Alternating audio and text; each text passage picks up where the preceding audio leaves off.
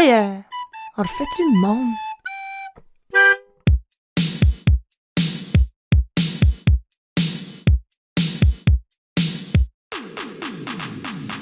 Ce balado est le résultat d'un projet qui visait à rassembler et créer un espace de discussion confortable au sujet de la crise environnementale. Je m'appelle Chloé, j'aime apprendre sur la complémentarité indéniable des arts et des sciences, et c'est pourquoi j'ai invité 8 visages dans l'optique de jaser d'environnement autour d'un boire. On a fourni à l'avance 5 questions à tous les invités afin d'encadrer avec souplesse la discussion, comme un genre de moule à muffin ben mou. La formule participative a permis au public d'intégrer la discussion tout au long des conversations, mais on n'a pas tous les mêmes expertises. Je vous invite donc à écouter nos échanges dans le respect et surtout dans la douceur. J'espère qu'on pourra vous brasser les idées et vous inciter à vous poser une couple de questions. Bonne écoute! 11 juillet 2020, dans le pays de la Haute-Gaspésie. On refait le monde par visioconférence et à l'abri de la pluie dans le tiki bar du Sea-Shack avec Emmanuel Bilodeau. On n'est rien, tu sais. Il y a eu une grande mode dans les années 70 d'appeler ça la Earthship, qu'on était un vaisseau spatial, puis qu'on était tous pognés dedans, puis qu'il fallait qu'on fasse des petites choses essentielles pour préserver l'air pur, puis l'eau.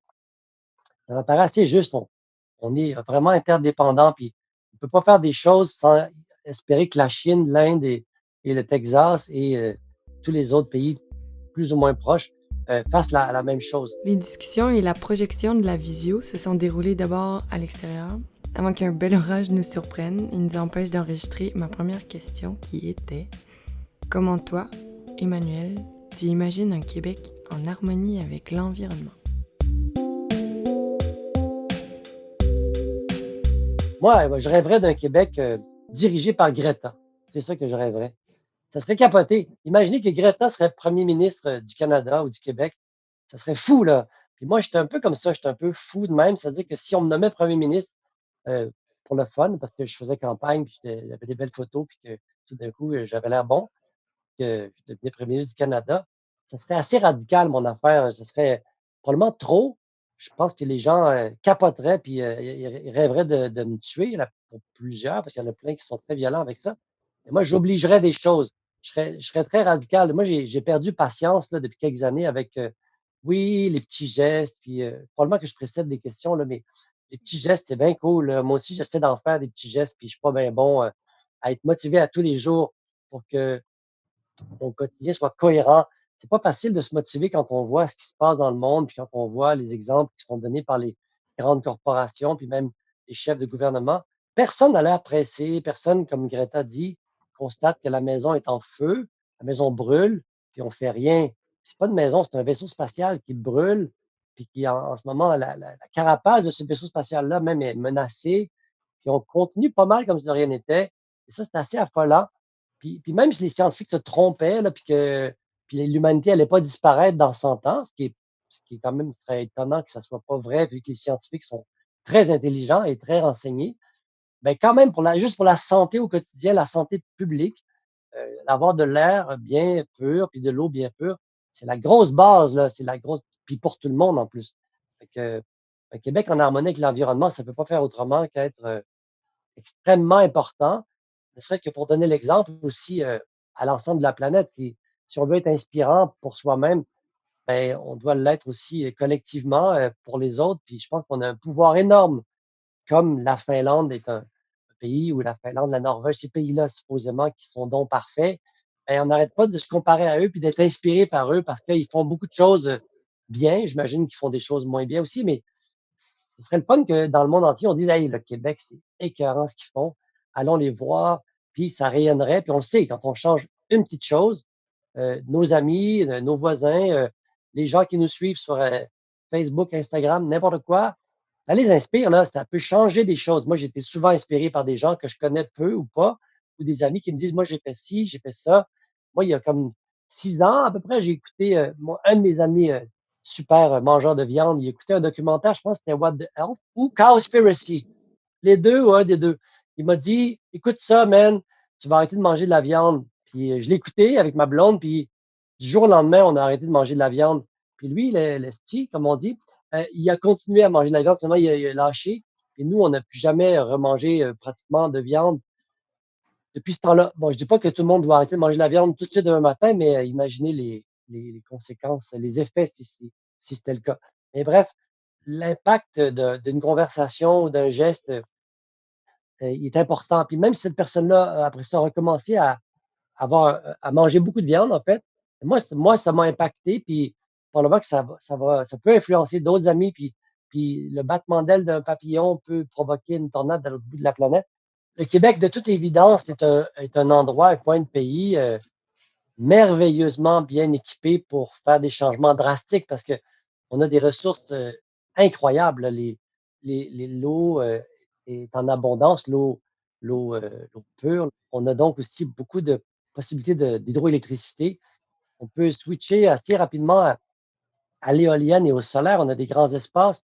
Oui, l'hiver, mais on peut inspirer à ce niveau-là. On peut vraiment être un pays qui va tabler, majoritairement sur les énergies vertes et nouvelles plutôt que sur le pétrole.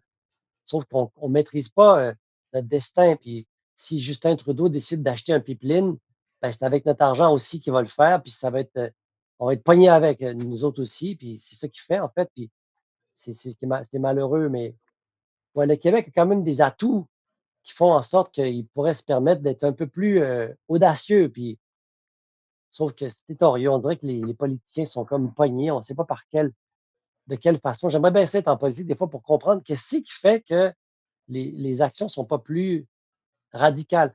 Peut-être que si j'étais premier ministre, j'y arriverais pas, mais je créerais immédiatement une police de l'environnement pour faire, ben là, ça suffit, gang, la récréation est terminée. Il y a comme une urgence, là, puis on ne peut pas attendre la bonne volonté des gens indéfiniment. Ce serait qui la police de l'environnement? Ben, ça serait, Richard Terrien.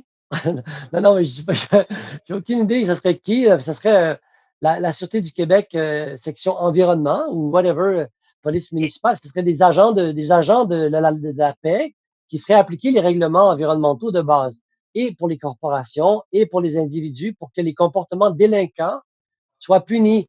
Puis comme ça, il y en aurait moins ou il y en aurait plus parce qu'il y en a beaucoup encore de comportements délinquants ou on fait appel à la bonne foi des gens.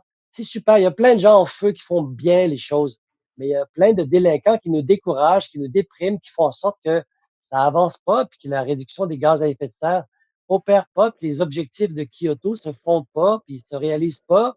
Puis, il est pas juste moins une, là, il était 5. C'est le gouvernement qui doit créer des escouades, qui ont le pouvoir de donner des amendes aux délinquants. Puis c'est des grosses amendes pour les gros délinquants, puis les plus petites amendes pour les petits délinquants ou des avertissements pour commencer. Puis après ça, tout le monde se met en phase avec l'urgence d'agir. Elle n'est pas juste, symbolique. On n'attend plus après la bonne foi parce que les gens, ils sont pas tous, au même niveau. Il y en a qui sont en situation de survie dans la vie. Ils n'ont pas le loisir de penser à l'environnement parce que c'est trop, ils ont trop de préoccupations, trop d'enfants, comme moi, trop d'autres priorités. Mais malheureusement, ou heureusement, ben, pas heureusement, mais il y a une priorité qui est là, qui est, pour moi, celle, si on croit les scientifiques, là, pas juste les changements climatiques, c'est l'humanité qui est en péril à cause de nos comportements, puis les ressources sont en train de s'épuiser parce on n'en prend pas soin. Il faut prendre soin de nos ressources, il faut prendre soin de l'environnement, mais maintenant, là, d'une façon urgente et désespérée. Quel serait, selon Emmanuel Bilodeau, qui a une certaine carrière, un certain parcours, quel serait le number one, le truc le plus important à viser en ce moment? Ben, pour le champ de bataille prioritaire pour la lutte au changement climatique, pour moi, là, en ce moment, ça paraît peut-être un peu fou de dire ça, mais l'affaire qu'on contrôlerait le plus, c'est la façon de se nourrir, puis éviter le gaspillage alimentaire. C'est niaiseux, hein? Ça paraît si peu important comme le gaspillage alimentaire, c'est un problème mondial et si on voulait améliorer sensiblement la qualité de l'environnement, puis la qualité de la survie humaine, c'est qu'on réduirait le gaspillage alimentaire ou on l'éliminerait, puis c'est comme si tout d'un coup, la Chine arrêtait de polluer. C'est capoter, à quel point on gaspille, et à quel point on aussi, à mon avis, on mange pas ce qu'on devrait manger pour survivre. Puis on est intelligent en principe, là. L'humain est intelligent, mais l'humain est en train de foncer dans un mur. Il est au courant qu'il fonce dans le mur, puis il a pas le goût de peser sur le break. Ça me fait capoter.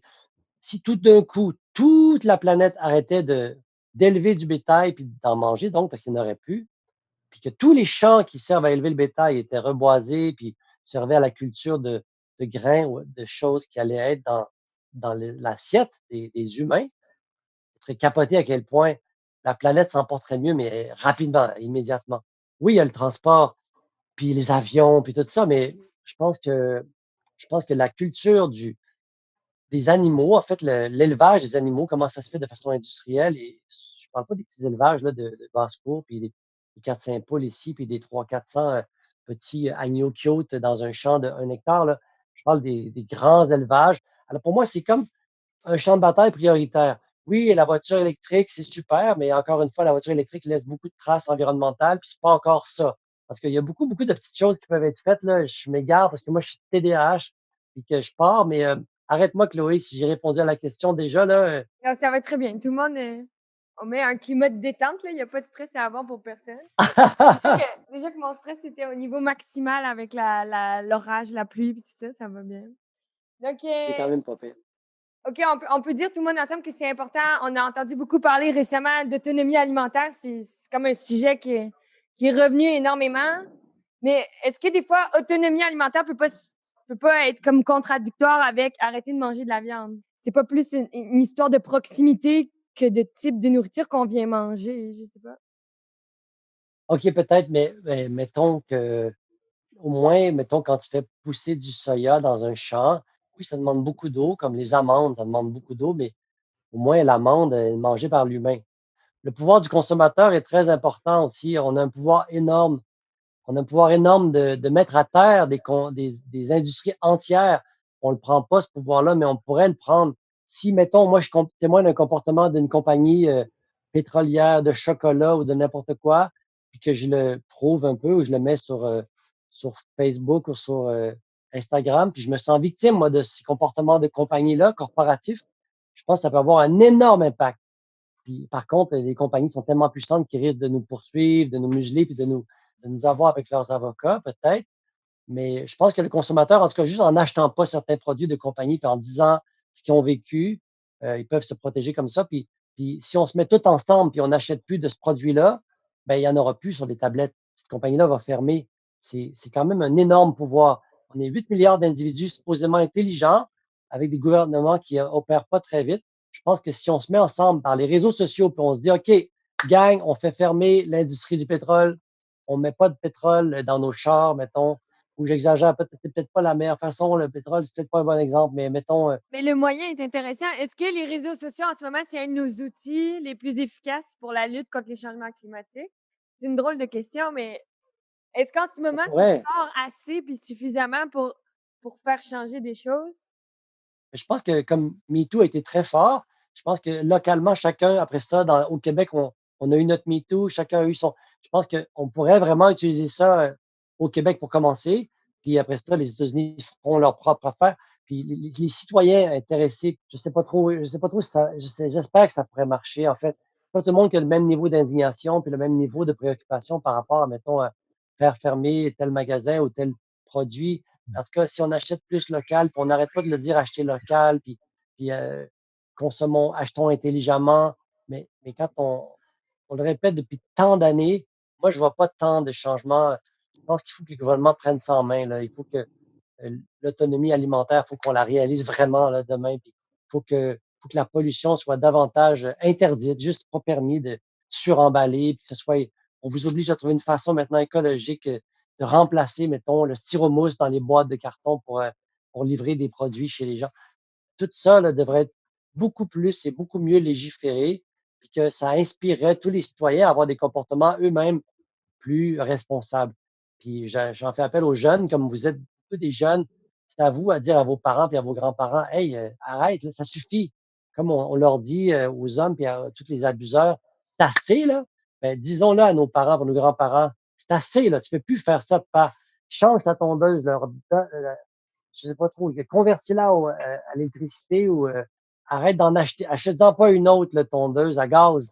Puis, je sais pas, je dis n'importe quoi, tondeuse à gaz, là, mais mange moins de viande, puis tout ça, là, les enfants, on peut le dire à nos parents avec une certaine fermeté, puis les inspirer aussi à changer, à évoluer.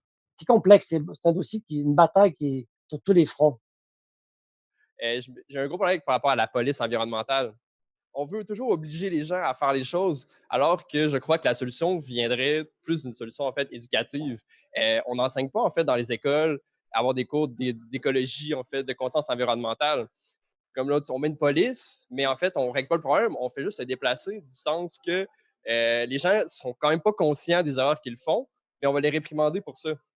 Alors que je crois qu'à la base, on devrait simplement donner, par exemple, des cours, ça peut être dès le primaire, on peut l'atterrir longtemps là-dessus, mais ce serait plus d'y aller à la base avec des cours officiels, de montrer aux gens quel est l'impact que vous avez, vous, en tant qu'humain, sur la société avec votre éducation, vos impacts écologiques. On parle de viande, justement. Moi, je mange de viande. Je me gêne pas de le dire, mais j'en mange de façon pas régulière, nécessairement. Mais il y a des gens qui abusent énormément de ça, puis je crois qu'ils ne sont pas nécessairement conscients du fait qu'ils abusent justement de cette consommation de viande, pour prendre cet exemple-là, ou n'importe quoi d'autre. Alors que je crois que peut-être si on donnait des cours d'éducation de base obligatoires, peut-être que ça ferait évoluer en fait la conscientisation des citoyens, des Québécois, par rapport à leur impact qu'ils ont dans le monde qu'ils occupent. C'est un point quand même intéressant, je crois. Puis on n'en donne pas. Puis au Québec, on a tendance à attendre. Je trouve que les gens sont un peu souvent latents par rapport à ça. Simplement dans le sens que le monde attend qu'on fasse les choses pour eux, mais ça doit venir d'une initiative personnelle. L'initiative personnelle, souvent, commence, pour ma part, personnellement, avec souvent l'éducation. On t'enseigne quelque chose et après ça, tu le répètes machinalement, mais tu as conscience de ces gestes-là et ça se répercute sur les autres, et ainsi de suite, ainsi de suite. Tu vois, pour moi, la solution au changement climatique, ce serait vraiment une question d'éducation et non pas coercitive. C'est super, là. Puis il y a une proportion de la population qui entend bien les conseils, les consignes, qui entend bien faut faire pour sauver le monde, pour sauver la planète. Mais il y a une bonne proportion de gens qui s'en foutent vraiment complètement. En fait, leur confort à eux est plus important. Puis ce dont on parle ici, c'est de larguer une bonne partie de ton confort personnel au profit de la collectivité. Comme quand on arrête de consommer, mettons, de la viande, là, ben, tu le ferais pas pour toi, tu le ferais pour la planète, pour les jeunes, pour les enfants, dans une génération, dans 3 générations. Puis c'est très difficile à faire pour toi d'arrêter la viande parce que tu fais what the fuck, pourquoi moi je me sacrifierais? Puis tout le monde se dit un peu ça. Puis moi-même, je me le dis des fois. Puis moi-même, j'ai été membre chez Costco, puis je trouve ça hallucinant d'avoir été membre Costco si longtemps. Oui, j'ai trop d'enfants à nourrir, puis c'est plus facile, puis c'est plus simple. Mais il faut que j'arrête ça. Je ne dois plus aller chez Costco parce que ça m'encourage à acheter beaucoup et à surconsommer.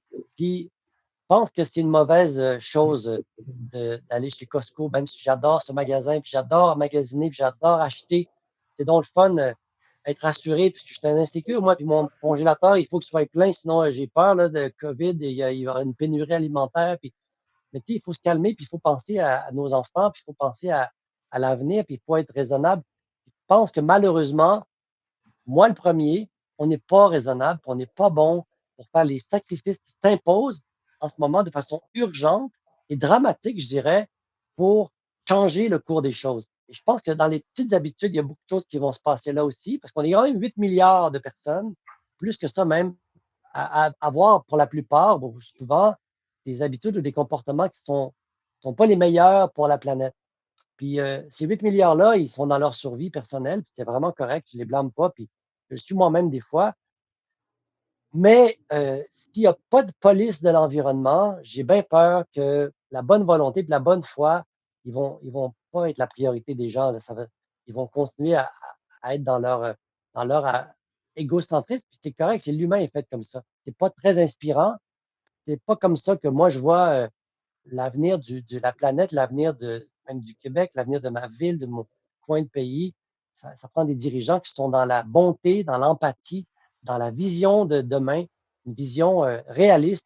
Et tant qu'à faire, comme on voit que ça a l'air d'aller mal, on devrait juste tirer sur le frein puis se demander si on fait les choses correctement en ce moment. Puis il y a des choses qui sont clairement évidentes, qui sont pas correctes. Je pense que si on les punit pas, j'ai bien peur, c'est déprimant de dire ça, là, puis je suis pas non plus, je trouve ça bien, bien cool, là, l'éducation, mais ça fait 30 ans que je parle, que j'essaie d'éduquer, que je suis porte-parole de plein d'affaires. Il y a rien qui change. Il y a rien qui change radicalement. Fait que, à un moment donné, on peut juste se rendre compte que c'est grave. Ça, des déversements dans l'environnement non punis, il y en a beaucoup, beaucoup, là. Puis ça, c'est un petit exemple parmi tant d'autres de comportements à grande puis à petite échelle. Puis à mon avis, ils ne seront pas punis, ils vont continuer, puis continuer jusqu'à temps que tout le monde y perde au change, puis que notre environnement soit insalubre et que l'eau soit plus potable. Tu sais, on veut-tu ça? Je sais pas. Ça va mal, je trouve. Moi, je trouve que ça va mal. C'est quand même intéressant de faire opposer les façons qui sont punitives puis les façons qui sont positives. Puis des fois, c'est quand même difficile de s'y accrocher parce que est-ce qu'on a vraiment un bagage pour dire qu'on a essayé les façons positives comme l'éducation, par exemple? Ça fait plus que 50 ans qu'on parle que ça va mal. Puis vraiment, est-ce que vous avez vu des changements radicaux dans notre comportement? Je parle de la planète, là, je parle pas juste du Québec, mais même au Québec, il y a quand même beaucoup de choses dont on parle depuis 50 ans qui évoluent pas dans la bonne direction. Puis je suis pas un partisan de la police, là. C'est pas ça que je dis, mais là, je pense que, en tout cas, Greta, s'il était première ministre, je pense qu'elle imposerait des choses. Puis si on impose des choses puis on n'a pas besoin de recourir à la police, tant mieux. Mais mais si je parle de police, mettons, pour les individus, tout le monde va être contre. Mais si je parle de police pour les grandes industries, puis il y en a déjà quand même un peu, il y a une surveillance gouvernementale qui se fait. Je pense que les industries, des fois, ont des amendes quand ils se comportent mal, puis, ça a l'air de fonctionner plus ou moins bien.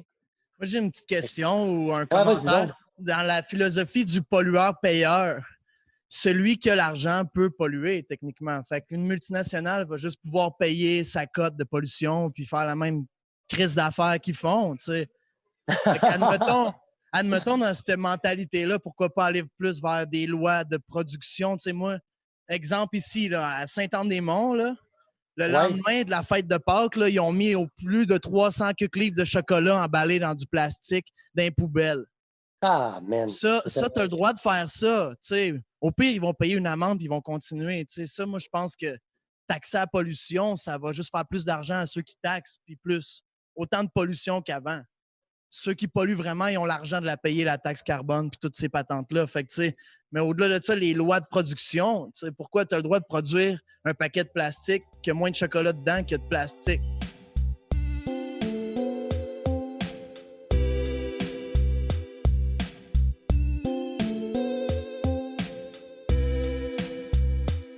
Ce que j'ai appris dans des cours d'éducation à l'environnement, c'est que ce qui est proche de nous, comme j'ai dit tantôt, nous touche plus. Chacun a ses petites façons à soi d'essayer de refaire le monde. ben, le Puis cliché de refaire le monde, là, c'est se refaire soi-même. En fait, c'est d'être le changement soi-même de ce qu'on voudrait voir sur Terre. Fait que ça commence avec soi-même. Puis ça va pas vite, là, comme on a parlé de ça. Oui, il y a des gens qui s'en foutent vraiment. Mais si soi-même, chacun d'entre nous, on est le changement qu'on aimerait être, qu'on aimerait voir arriver sur la Terre, je pense que c'est la première affaire qu'on peut contrôler et qu'on peut faire. Il est très difficile, là, elle a l'air d'être bien facile, même pour moi, là, qui est un porte-parole dans l'environnement et qui est ici aujourd'hui. Je, j'avoue toutes mes faiblesses. Fait que je vais devoir me poser à chaque fois la question, est-ce que j'achète ça vraiment, là? Puis est-ce que je pourrais pas faire autrement? Puis acheter moins, puis accepter, d'avoir de l'inconfort dans ma vie. Parce que les habitudes, c'est tellement réconfortant. Puis souvent, ça vient de l'enfance, souvent, ça vient de comment on a été élevé. Est-ce qu'on a été bien élevé dans le fond? Est-ce que nos parents savaient ce qu'ils faisaient en nous procurant tout ce beau confort? On doit accepter des zones d'inconfort maintenant. Puis c'est pas si pire, on vit juste au Québec, là, on est privilégiés en tabarnouche. Ce qu'on peut faire, là, ça ne nous fera pas devenir des migrants. Puis il y a tellement d'humains en ce moment qui sont dans des zones de survie à cause de l'environnement, entre autres, là, qui sont vraiment en péril. Il faut qu'on fasse un petit quelque chose pour leur tendre la main à ces humains-là qui ont tous les droits, comme nous, d'avoir une vie digne. on a tous des petites façons à nous de le refaire, le monde, de faire un geste, un autre geste, une petite niaiserie. Est-ce que ces petits gestes pro-environnementalistes-là, du quotidien, des petites choses comme convaincre mon papa d'arrêter de boire des bouteilles de plastique Kirkland parce qu'elles sont moins chères, est-ce que ces petits gestes-là font vraiment la différence? Est-ce que ça vaut la peine de mettre autant d'énergie dans ces petits gestes-là, puis moins d'énergie dans des gros changements comme changer de gouvernement? Je deviens intense. Je te laisse la parole. J'adore ça quand tu sois intense, mais les petits gestes, il faut toujours se rappeler qu'on est quand même énormément d'humains sur la planète. Puis chaque petit geste qu'on fait, on se dit, moi, mon test, c'est si tout le monde faisait ça, quel impact ça aurait? Il y a des affaires comme toilettes au compost, mettons. Ça, c'est une des initiatives que je vais faire dans ma petite émission de télévision. Moi, je découvre ça, là, je tombe des nues. Il y a des toilettes là, que tu achètes. Mettons, tu construis une nouvelle maison, là, tu pourrais, là, mais les municipalités ne sont pas rendues là. Ça a l'air que c'est difficile à faire passer. C'est tout en un. Tu as une toilette, puis tu fais tout ce que tu veux dedans. Ça composte. Puis une fois par année, tu as du compost que tu mets dans ton jardin. C'est capoté. On achète du fumier de cheval, du fumier de mouton. Ah ouais, donc. Mais on est complètement rébarbatif à l'idée de mettre notre propre compost dans notre jardin. C'est une idée, c'est une idée qui est difficile à faire changer, mais qui pourrait changer, qui pourrait révolutionner le monde aussi. Sur les 3 toilettes qu'il y aura dans notre maison, s'il y en a qui ont 3 toilettes, là, tant mieux pour eux. Mais s'il y en a une au compost, déjà, c'est merveilleux. Puis c'est assez avancé comme technologie que ça sent rien, puis c'est merveilleux. Est-ce qu'il y en a qui sont. Parce que moi, je fais partie de l'équipe des pessimistes un peu, qui ne croient pas Ouais, nécessairement que c'est le moyen le plus efficace, les petits gestes. Et, OK. et j'ai l'impression, dans mes lectures, que c'est la mobilisation collective qui fait vraiment une différence. Quand on vient changer des habitudes, pourquoi on le fait, comment on le fait, puis est-ce que ça a vraiment un impact? Moi, je trouve des fois que c'est tellement déconnecté de l'impact réel sur le but qu'on veut atteindre, réduire les GES ou venir juste conscientiser tout le monde, bref. Emmanuel nous écrit dans la préface d'un livre qui s'appelle Sauve ta bouffe, que je vous recommande, que j'ai commencé à lire. Il se dit se considérer environnementaliste et parler du complexe de sauveur de la planète. Est-ce que n'importe qui peut se considérer environnementaliste? Dois-je avoir des études pour me considérer environnementaliste? Puis, c'est quoi ce complexe de sauveur de la planète? Est-ce qu'on l'a tous en étant nécessairement concernés par ce qui se passe ou pas? Mais moi, je connais personne qui est pas attaché à l'environnement, puis qui va dire: «L'environnement, je m'en crisse, puis la planète pourrait mourir». Je connais personne comme ça, mais peut-être qu'il en existe. Mais moi, le complexe du sauveur, en fait, je pense que ça m'est tombé dessus parce que je m'appelais, Emmanuel, puis mon père m'avait dit que ça voulait dire Dieu avec nous, Dieu, aussi sauveur de l'humanité.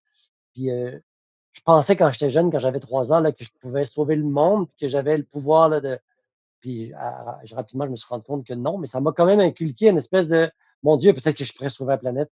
Puis, ça a motivé certaines actions chez moi, puis mais je pense que j'ai plus la panique facile dans le fond, que la plupart, des gens et moi je m'énerve rapidement avec des situations d'urgence. Puis, en fait, j'aime l'urgence. Je suis né avec un père qui paniquait facilement.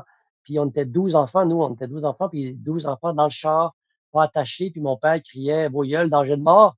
Parce que, un char, c'est dangereux, puis qu'on n'est pas attaché personne, puis on roule vite. Je pense que j'ai reçu ça un peu de façon intragénétique, mais ça ne veut pas dire que j'ai raison d'être paniqué de même. Ça ne veut pas dire que je vais imposer ma façon de voir, mais quand elle est cautionnée par les scientifiques, puis que tout le monde dit que j'ai raison d'être énervé puis de paniquer, ben ça décuple un peu, mon complexe du sauveur.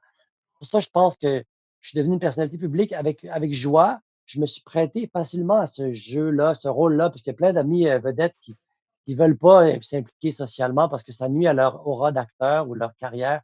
Puis moi, je me suis toujours dit que j'allais accepter dès que la cause, ben, m'allumait ou me parlait personnellement.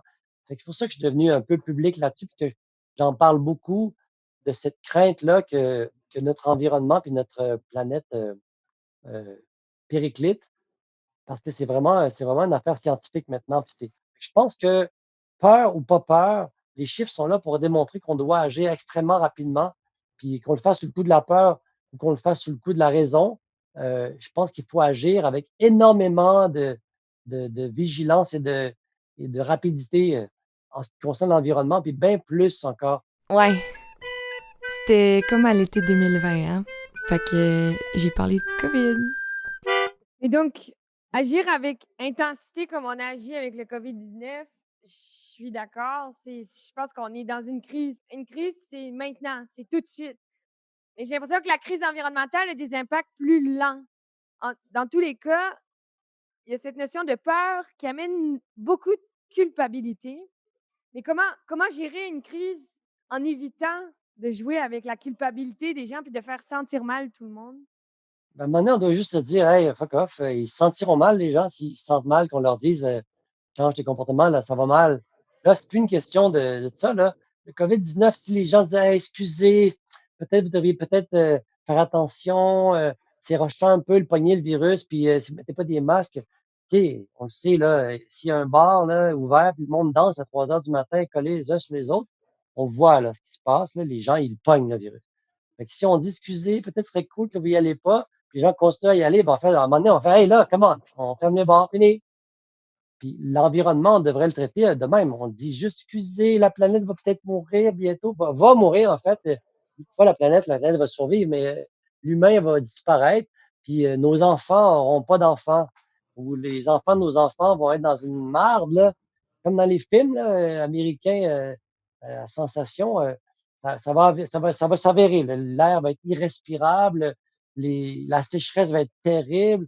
Les ouragans, les mouvements migratoires c'est tout ce que ça entraînera peut-être comme conséquence, puis c'est pas très à long terme, là, c'est un peu commencé, c'est la fonte des glaciers, la Venise commence à sombrer sous l'eau, on voit plein de signaux que je vous nommerai pas ici, je suis pas scientifique, on les voit les indicateurs de l'environnement, ça va super mal, puis on continue à se dire: «Ben non, mais pas grave, on peut pas culpabiliser les gens avec ça».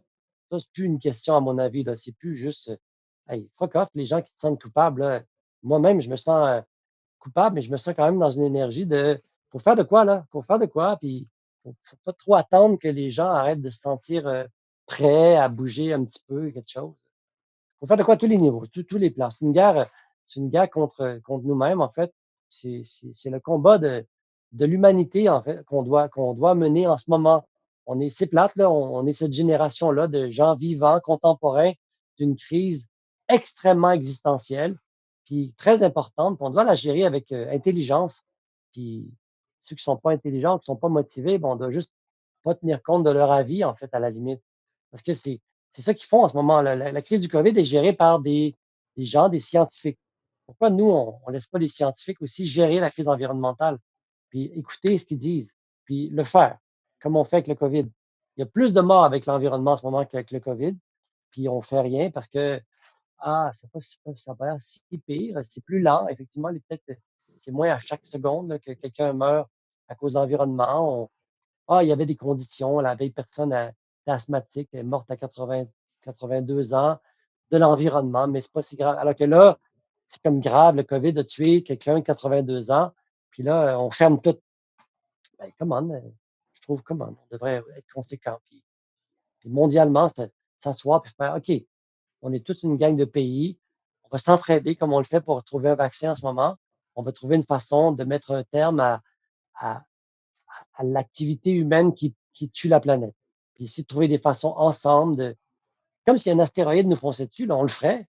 Si un vaisseau spatial de Alien, disait: «On va vous attaquer dans 3 semaines, on va vous tuer toute la Terre», on ferait de quoi, là, en gang? On ferait: «Il faut qu'on les divergences». Kim Jong, as-tu une idée pour nous, comment on pourrait s'en débarrasser de ce vaisseau spatial qui va nous tuer dans tu sais, faut tendre la main chacun, puis qu'on s'allie, puis qu'on fasse quelque chose de fort, de très fort. C'est intéressant ce que tu dis parce que c'est vrai que c'est une guerre contre nous-mêmes parce on vient créer des impacts, puis après, si on essaie de travailler contre ces impacts-là, mais on doit travailler ensemble pour réussir à le faire. Donc, on a le droit d'être tiraillés au final parce que Ouais, ouais, on a le on droit, on travaille a tous les ensemble droits. contre nous-mêmes. J'ai réfléchi à ce qu'on a dit tantôt. On n'était pas là, mais on réfléchit quand même. Puis, par rapport à la coercition, etc. Puis tu OK, vois, encore ça. ouais, moi je reviens à là parce que, encore une fois, je considère que c'est à la base, mais t'as pas tort non plus avec ta coercition. C'est vrai qu'il faut sanctionner les gens par rapport à ce qu'ils font parce qu'on s'entend que, comme tu disais, tout ce que tu dis depuis tantôt, c'est très vrai. L'initiative personnelle, il y en a plein qui la font pas parce que dans leur confort, ils se sentent vraiment trop bien. Donc, par initiative pour l'environnement, ben, ça serait d'aller au-dessus de leurs valeurs, donc ils le font pas.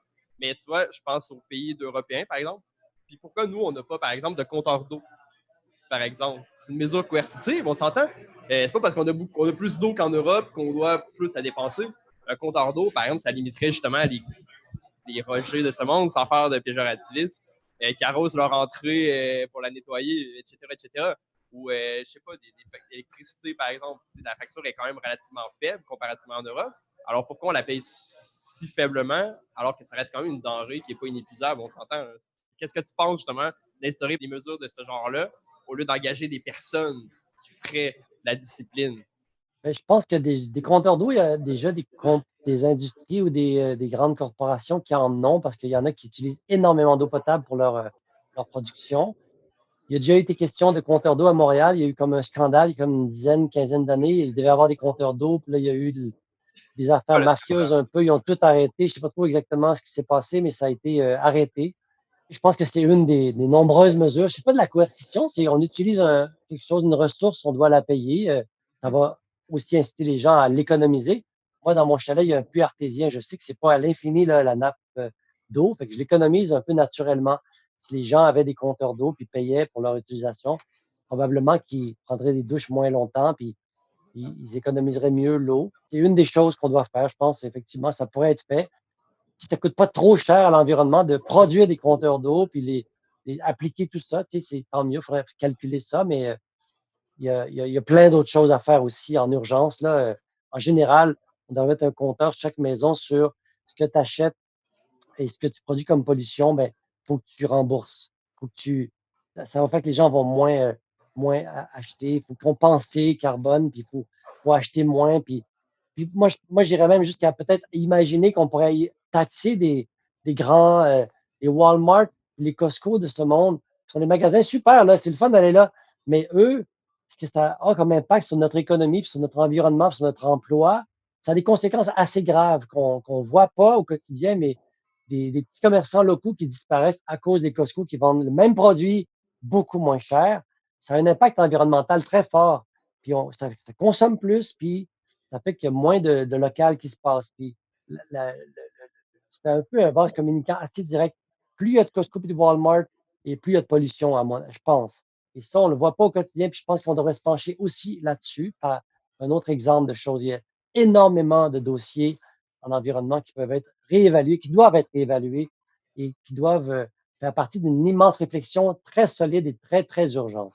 Mais lire ce que le pacte a mis sur sa plateforme web comme suggestion, comme proposition, même au gouvernement, c'est extrêmement important que tout le monde on le fasse, mais très peu de gens vont le faire. Mais les propositions sont là, sont claires, sont bonnes, puis c'est le minimum qu'on peut faire, là. C'est le minimum qu'on doit faire urgemment, puis c'est plate, mais on le fait pas. On le fera pas peut-être non plus. J'en appelle, j'en implore le gouvernement Legault de se dépêcher de faire des choses. Parce que le COVID, oui, c'est super important, là, mais il y a plein d'autres dossiers qu'on ne doit pas négliger.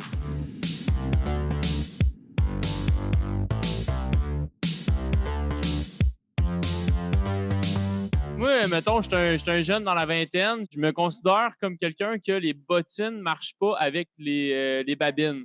Par exemple, moi, je me considère comme étant un jeune extrêmement, mais quand je dis extrêmement, je le dis en majuscule, chanceux. Premièrement, parce que je suis en santé. Deuxièmement, parce que j'ai eu une bonne éducation de mes parents. Là où je veux en venir, c'est que moi, mes bottines ne marchent pas avec mes babines parce que j'ai des poules à la maison. Je me dis, wow, je vais changer le monde parce que j'ai 3-4 poules. On est un refuge pour chats. En 2 ans, on a accueilli, grâce à ma conjointe extraordinaire, au-dessus de 120 chats. My God. Moi, je veux faire du tourisme dans les réserves autochtones. Écoute, puis je me dis, au final, je crois que mes bottines ne fonctionnent pas avec mes babines parce qu'en ce moment, je porte un chandail, je porte un manteau North Face qui a été cousu par des enfants chinois. Quand que nos désirs personnels, notre confort personnel, tu sais, vous, monsieur Emmanuel, vous avez un chalet, vous l'avez dit, hein? Vous avez une résidence primaire et un chalet. À quoi ça sert d'avoir 2 maisons? Hey, Fait j'ai que je me 4 enfants en dis, plus, là, ça pollue en quatre, esti des enfants. mais, C'est vrai, pareil, mais là. pourquoi on le fait? Tu sais, si on se dit, il faudrait vraiment comme être écologique, il faudrait rester sur notre sofa à rien faire pour dépenser le moins de calories possible. À un moment donné, c'est où la limite? Il faut s'arrêter où? Tout le monde ici a pris sa voiture pour venir au Sea Shack. C'est qui ici qui vient de Montréal, genre? Il n'y a personne, OK, d'abord, mais il y a... Hey, le chat, je peux aller. Mais tu sais, il y a beaucoup de monde. Hey, on prend nos chars. Tu sais, moi, ma question, c'est la limite, elle est où? C'est quand qu'on s'arrête de vivre? Pourquoi je prends de la bière à soir? Pourquoi? Puis, hey, en passant, là, je suis végétarien en plus, tu sais. Rajouter la cerise sur le Sunday. Et où la limite? On Mais fait quoi? donc, jusqu'où on est prêt de brimer nos libertés Exactement. personnelles pour faire un move collectif? Moi, je te dirais, pour t'inspirer, là, il faut se demander, nos rêves, ils viennent d'où vraiment? Nos rêves puis nos aspirations au quotidien, là, de faire du 4 roues, puis d'aller visiter la Thaïlande, puis d'aller visiter telle affaire extraordinaire dans un autre pays. Ça a été inculqué par quoi, ça? Ces fameux rêves-là. Il y en a que c'est clair, là. Il y en a qui rêvent d'avoir une Porsche à mon âge, là. C'est ça leur grand rêve depuis toujours. Puis il n'y a personne qui va les empêcher d'acheter une Porsche. Parce que eux, c'est ça, là, l'ultime image du bonheur. C'est de questionner ces rêves-là. Puis qu'on questionner les rêves qu'on inculque à nos jeunes aussi. Il faut pas. Moi, je sais que les rêves de mes enfants, ça serait d'acheter un vélo vraiment hot là, pour se promener l'hiver toute leur vie dans Montréal, mettons. Puis, puis moi, mes rêves, je les questionne aussi. La retraite, là, mes beaux-parents, là, ils voyagent, eux autres, là, puis ils voyageaient avant le COVID. Puis là, ils se posent des questions sur l'environnement puis les voyages. Est-ce qu'ils vont changer de rêve? C'est ces questions-là qu'on peut se poser. Notre fameuse liberté, là, est inculquée par qui? Par quel système profondément qui veut vraiment notre bonheur? Est-ce que le système veut vraiment qu'on soit heureux en achetant des 4 roues, puis en voyageant comme des fous, puis en polluant comme le Christ? Je suis pas sûr, moi. Puis c'est ça qu'il faut tout revisiter, puis c'est pas facile à faire. Puis c'est plus facile quand on a 55 ans de le dire à des jeunes, arrêtez de vouloir des 4 roues, méditez, asseyez-vous, puis c'est très dur à faire, mais je connais des jeunes qui le font, qui sont bien plus évolués que moi je l'étais à leur âge, puis je suis bien impressionné. Ça, c'est inspirant pour moi. Puis, non, il faut pas arrêter de bouger, il faut pas arrêter de voir des gens, puis de rouler, mais on peut peut-être, tout faire ça, mais différemment, avec plus de lenteur. C'est très difficile parce que la société est pas bâtie comme ça. Je pense qu'il faut débâtir la société, puis la reconstruire from scratch, de zéro, puis de tout réviser notre affaire parce qu'anyway, on n'a pas le choix. On va tout y passer bientôt. Ben moi, j'aime beaucoup ta réponse, Emmanuel. Je la trouve super franche, mais tu sais, quand même, OK. on dit on veut se débâtir, on veut recommencer la société. De ce que j'ai compris de ton message, c'est qu'on a besoin de peu, l'être humain, pour se contenter. Tu as dit, il y a plein d'études qui prouvent que la richesse ne fait pas nécessairement le bonheur. C'est ce que tu disais un petit peu, c'est ce que j'ai compris, c'est ça? C'est bien ça, ouais. Ben, la richesse matérielle. En fait, c'est que, par exemple, quand je côtoie, mettons, les gens avec mon travail, moi, je me rends compte que la pauvreté dans la société. Moi, je viens de la ville de Québec, par exemple. Il y a une pauvreté incroyable. Puis, je me rends compte que la pauvreté monétaire, matérielle, amène des mauvaises habitudes de vie, puis amène des problèmes psychologiques, autant des idées suicidaires, de la dépression, de la consommation, de la toxicomanie.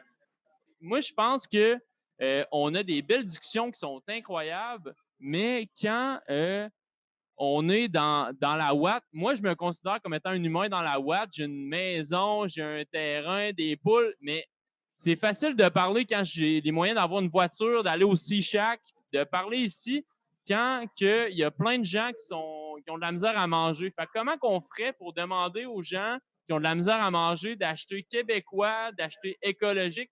Un chandail au H&M, c'est 8 mais un chandail qui est fabriqué au Québec, c'est 45 Tu sais, c'est facile de dire, ouais, on refait tout le système, mais ça ne marche pas comme ça. Quelle serait la vraie situation pour se dire, c'est quoi le point de départ? Parce que je vois la conversation aller, je me dis, il y a tellement de choses à changer. Le point de départ, il est où? Réalisable pour nous.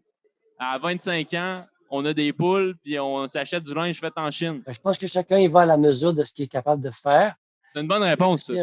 Si tu peux t'acheter un chandail fait au Québec puis qui va être plus écolo, ben, tu le fais.